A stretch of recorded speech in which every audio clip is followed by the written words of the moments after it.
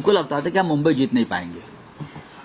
उनको पूरा विश्वास था मुंबई जीत नहीं पाएंगे, और मुंबई उसने जीती भी नहीं है। ये टेम्पररी फेज है। मुंबई इस तरह से आप जीत नहीं सकते। मैंने कहा ना कि हमारे पार्टी में जयचंद बनाकर आपने शिवसेना तोड़कर पहली बार मुंबई में आपका मेयर बिठाने का सपना आपने पूरा किया है। बाकी कुछ नहीं। अगर जयचंद नहीं होता तो बीजेपी कोई आसान नहीं होता। आपने जयचंद का जिक्र किया तो कहीं ना कहीं एकनाथ शिंदे का जो वर्चस्व है वो कहीं ना कहीं इस चुनाव में कम होते हुए नजर आ रहा है। नहीं, अभी ये चुनाव के बाद एकनाथ शिंदे का अधपतन शुरू होगा। अब एक सर्कल पूरा हो गया है, और वो सर्कल पूरा हो गया है महानगर पालिका चुनाव तक। लोकसभा, फिर विधानसभा, फिर नगर पंचायत, और फिर अब महानगर पालिका। अब बीजेपी को उनकी जरूरत नहीं है। और सर एक और सवाल है, पीएमसी और पिंपरी चिंचवड के बाद जो नतीजे आए हैं, शरद पवार और अजीत पवार को काफी सेटबैक वहां दिखने में है, क्योंकि एक पूरा वन साइडेड दिखाई दिया है। तो अभी जो मर्जर की जो अटकलें हैं, आज एक ही साथ मंच भी शेयर कर रहे हैं बारामती में। हो सकता है कि आज ठीक है, उनके पार्टी में वो लोग क्या निर्णय लेंगे उसके ऊपर मेरा मत व्यक्त कर। आपका आकलन किस तरह से रहेगा इसको आने वाले दिनों में? किस तरह से महाविकास आघाड़ी या फिर जो अपोजिशन का एक जो धड़ा है वो? देखिए, अजीत पवार ज्यादा दिन तक सत्ता में नहीं रह सकते, इतना मैं कहूंगा।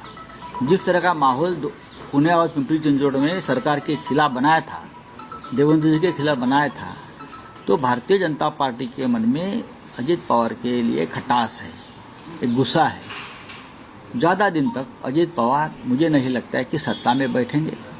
वो फिर उनकी घर वापसी होगी, और दोनों पार्टी एक साथ, चाहे मर्जर हो या एक साथ हो, काम करेंगे, ऐसा मुझे लगता है। और शिंदे को भी जाना पड़ेगा, क्योंकि अगला विधानसभा का चुनाव भारतीय जनता पार्टी शिंदे के साथ लड़ने नहीं जा रही है, शायद लोकसभा भी। आपने अगले विधानसभा का जिक्र किया, आप लोग का किस तरह से कैलकुलेशन होगा यूबीडी शिवसेना और एमएनएस आने वाले? अभी देखो, आज नतीजे आए हैं। एक दो दिन में राज साहब, उद्धव साहब, हम सब लोग बैठेंगे। ये फैमिली मैटर है, शायद आज भी हम उनसे मिल सकते हैं, उनसे बात करेंगे ना। हमारे बड़े नेता है, तो उनसे बात करेंगे। जेपी के चुनाव साथ में लड़ेंगे? जिला परिषद के जो अभी देखेंगे, जिला परिषद के आएंगे चले जाएंगे। राव साहब, एक सवाल और है, इंटरनेशनली पूछा जाए तो जिस तरह से जो डोनाल्ड ट्रंप लगातार कह रहे हैं इंडिया पाकिस्तान का युद्ध उन्होंने रुकाया, कल फिर से उन्होंने जिक्र किया, और ग्रीनलैंड को लेके उनका रुख काफी ये रहा है कि अगर ग्रीनलैंड को लेके कोई अपोज करता है तो उस पर बात ऐसी है कि पाकिस्तान के प्राइम मिनिस्टर मिस्टर शरीफ जो है, शहबाज शरीफ, वो ट्रंप जो कह रहा है कि युद्ध रुकवाया, शरीफ उनको मान्यता दे रहे हैं। जी हाँ, प्रेसिडेंट ट्रंप ने हस्तक्षेप किया, तो अब हमारे प्राइम मिनिस्टर ने मुंह खोलना चाहिए ना। लगभग 100 से ज्यादा बार प्रेसिडेंट ट्रंप ये बोल चुका है कि मैंने मोदी को धमकी दी व्यापार बंद करने की, ट्रेड बंद करने की। मैंने मोदी को धमकी दी, मैंने मोदी के ऊपर दबाव डाला।